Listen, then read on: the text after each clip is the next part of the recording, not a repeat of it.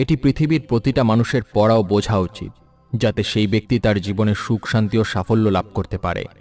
শ্রীমদ্ ভগবদ্গীতায় মোট 18টি অধ্যায় রয়েছে এবং এই 18টি অধ্যায়ে মোট 700টি শ্লোক রয়েছে, যা সংস্কৃত ও শুদ্ধ বাংলা ভাষায় লেখা। তাই সবার পক্ষে পড়া ও বোঝা একটু কঠিন হয়ে পড়ে। আর আজ তাই খুব বিশেষ এই ভিডিওটিতে আমি আপনাদের শ্রীমদ্ ভগবদ্গীতার 111টি জীবনের প্রতি পদক্ষেপে প্রয়োজনীয় শ্লোক সাধারণ বাংলা ভাষায় আপনাদেরকে বলতে চলেছি, যা জানলে আপনি শ্রীমদ্ ভগবদ্গীতার প্রকৃত অর্থ বুঝতে পারবেন। এই কারণে আপনি প্রতিদিন সকালে এই ভিডিওটি একবার করে অবশ্যই শুনুন। বন্ধুরা, আপনারা যদি এই ভিডিওটি থেকে অধিক করে লাভ পেতে চান, তাহলে অবশ্যই হেডফোন ব্যবহার করবেন। তাহলে আসুন এবার জেনে নেই শ্রীমদ্ ভগবদ্গীতার অতীব মূল্যবান কিছু কথা।